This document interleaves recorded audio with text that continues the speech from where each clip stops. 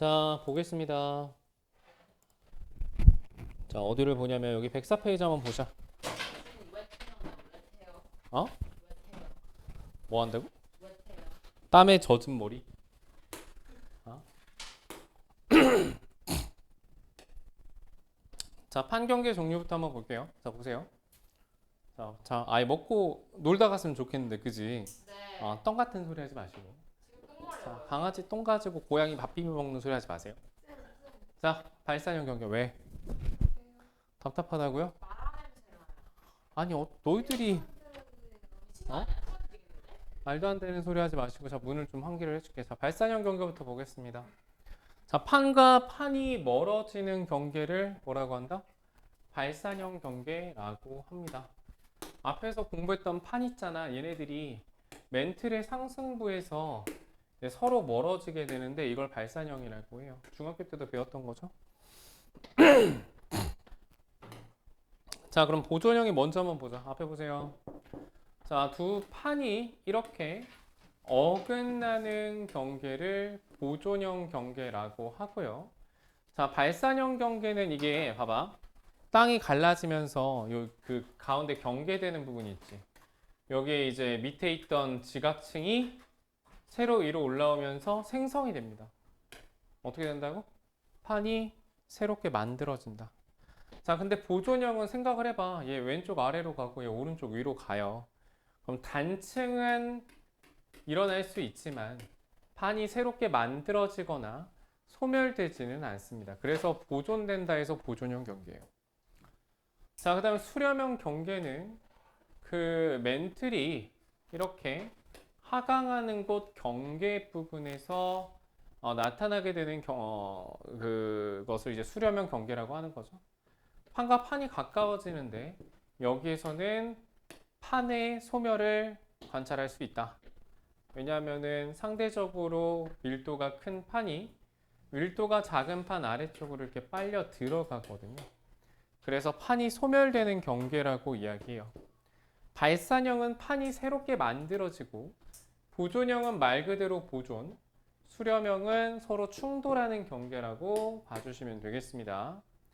자, 그러면 그 수렴형 경계에 대해서 또는 발산형 앞에서 공부했던 수렴형, 발산형, 보존형 경계에 대해 자세히 알아보겠는데 먼저 발산형부터 한번 볼게요.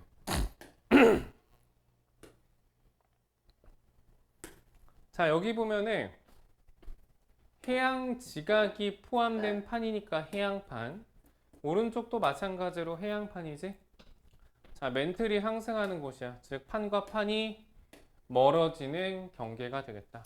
자, 여기에서 어떠한 지형들이 만들어지냐면 이렇게 V자형 모양의 계곡이 만들어지게 되는데 이것을 뭐라고 하냐면 열곡이라고 합니다. 자, 그리고 이 열곡 안에 들어가서 양쪽 여기 지금 절벽을 보면은 마치 거대한 산맥처럼 보일 거야. 그걸 뭐라고 하냐면 해령이라고 합니다. 자, 그리고 또 어떠한 지각 변동들이 나타나냐면 지진이 일어나고요. 그리고 화산 활동도 활발하게 일어나게 되지. 자, 이때 지진의 종류가 몇 가지가 있냐면 세 가지로 구분을 해요. 첫 번째, 천발 지진이라는 게 있어요. 천발 지진이라는 게 있고, 그 다음에 중발 지진이라는 것이 있습니다. 자, 마지막으로 신발 지진이라는 게 있거든요. 신발 지진. 자, 천발 지진의 경우에는 진원지가 어때요? 진원지가 얕다. 자, 아니 여기서 진원지라는 건 뭐야? 지진이 발생하는 지점을 진원이라고 하죠. 지진이 발생하는 지점. 진원지가 얕아요. 중발은 딱 한 중간 정도 되는 거고, 신발은 땅속 깊은 곳. 알겠어? 땅속 깊은 곳에서 지진이 발생을 했을 때 신발 지진이라고 합니다. 자, 근데 이 해령에서 무슨 지진이 일어난다고? 천발 지진이 일어난다고. 자, 판 생성 소멸 보존 뭐야? 판 어떻게 된다 그랬어? 여기선 새롭게 만들어진다라고 이야기했습니다. 자, 그 다음에 또 보면은 여기 대륙판과 대륙판도 한번 볼게요. 자, 대륙판과 대륙판. 자, 대륙판과 대륙판을 보면은 잠깐만. 자, 여기도 똑같아. 맨틀이 상승하는 곳에서 판과 판이 멀어지는 경계에 해당이 되는데 이때 만들어지는 이 V자형 모양의 계곡을 뭐라고 한다? 열곡대라고 합니다. 됐나요? 자, 그리고 이 열곡대에서는 뭐가 활발하게 일어난다? 지진이 활발하게 일어나게 되지. 지진. 자, 이렇게 열곡대가 오른쪽 왼쪽으로 이제 확장이 되면서 해령을 또 이제 만들게 되는 겁니다.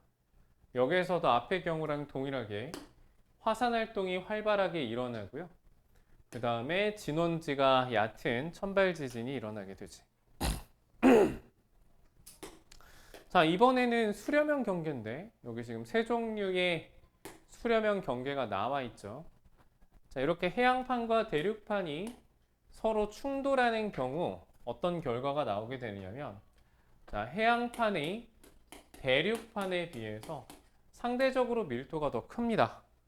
그래서 밀도가 더 큰 해양판이 대륙판 아래쪽으로 말려 들어가게 돼요. 자, 이때 이 말려 들어가게 되면서 이 경계 부근에서 화산 활동이 활발하게 일어나게 되죠. 자, 그리고 이 이제 충돌이잖아. 그지? 거대한 두 대륙이 충돌하는 거예요. 천천히 충돌하는 거긴 하지만 그 충돌의 여파로 땅이 흔들리게 되는데 이 경계 부분에서는 앞에서 말했던 천발 지진. 그다음에 이 중간 정도 되는 부분은 진원지 깊이가 더 깊어져서 중발 지진. 그다음에 대륙 지각 쪽으로 더 가면 갈수록 어떻게 된다?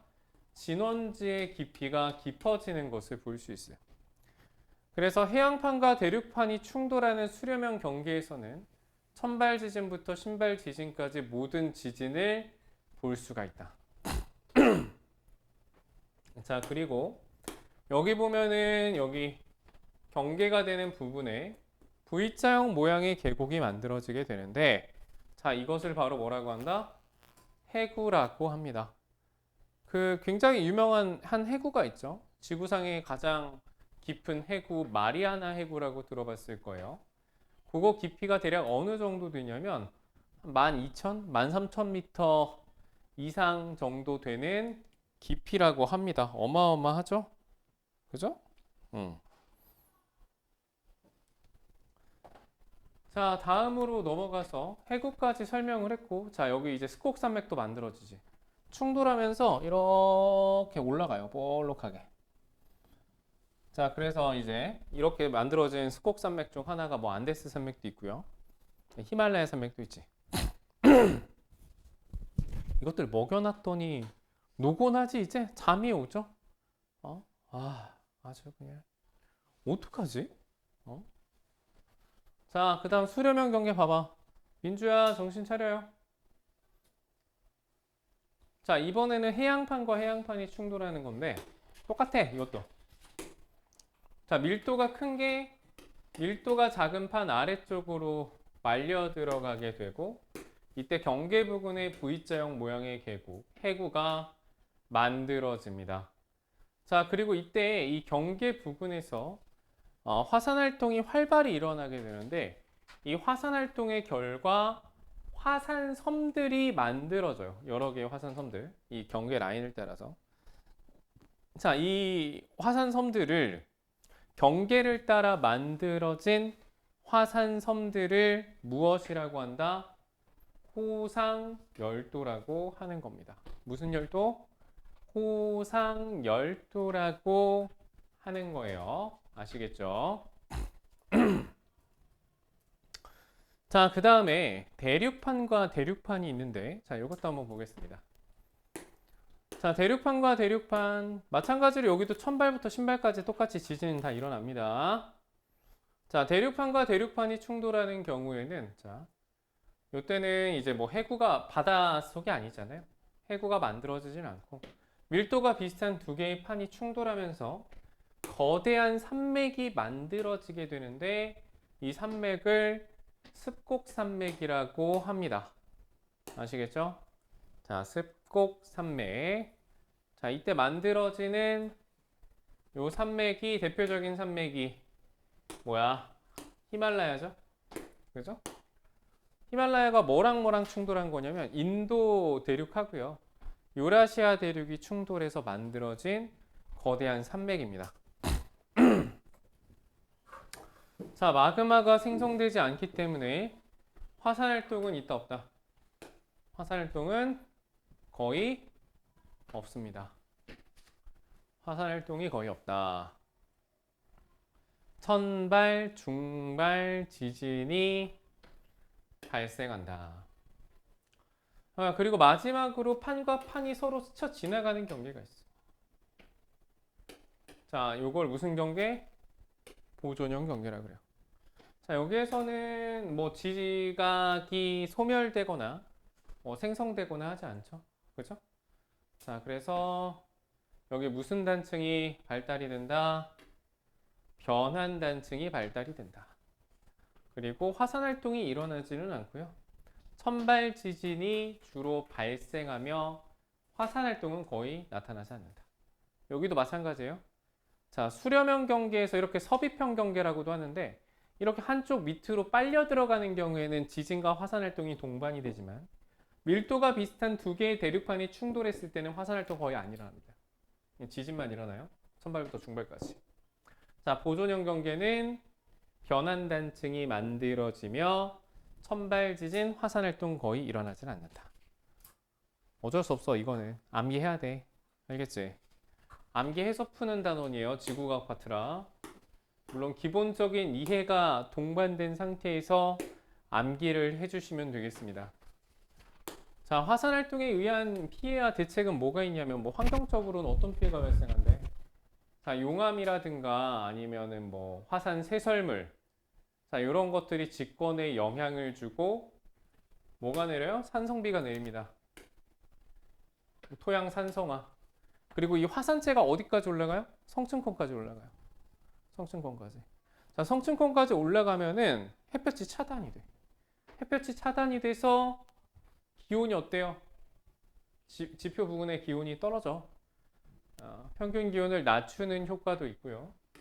그 다음에 화산가스가 온실효과에 영향을 주며, 자, 화산가스, 화산재는 광합성에 직접적인 또한 이런 영향을 줄 수 있습니다. 자, 그 다음 사회 경제적 피해. 자, 용암에 의해 도로 농경지 파괴. 자, 화산재가 항공기 운항을 방해를 해서 물류 수송에 차질이 생기는 등 경제적 피해가 발생할 수 있습니다.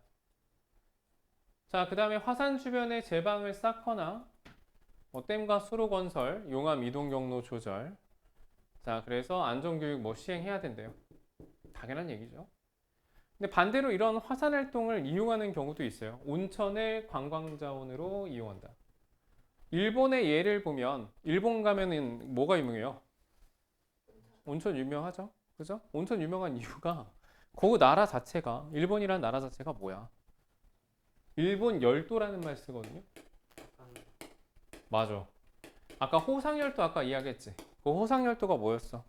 판의 경계 부근에서 발생한 화산 활동에 의해 만들어진 화산 섬들이거든.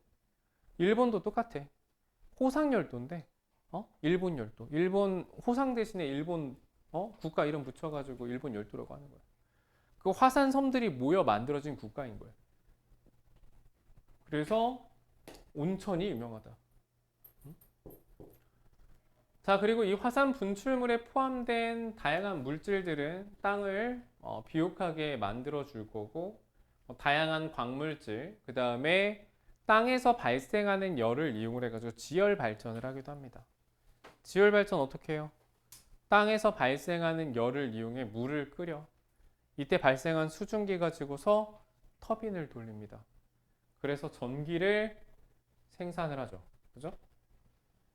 자, 이렇게 간단하게 내용 정리 한번 해봤고요.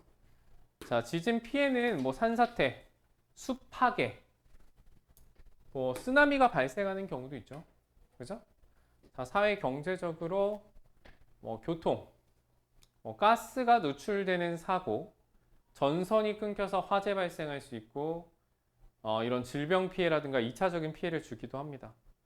대책은 뭐 안전교육하고 지진계 설치인데 어떻게 해야 돼요? 뭐 안전교육 제대로 하는 게 무엇보다 중요하겠죠.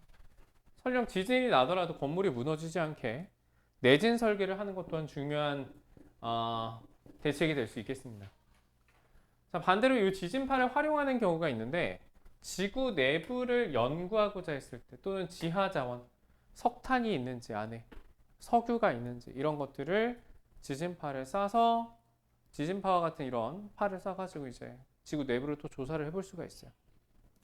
자, 그럼 그 밑에 있는 개념 속 문제를 한번 풀어보도록 하겠습니다. 한번 해보자.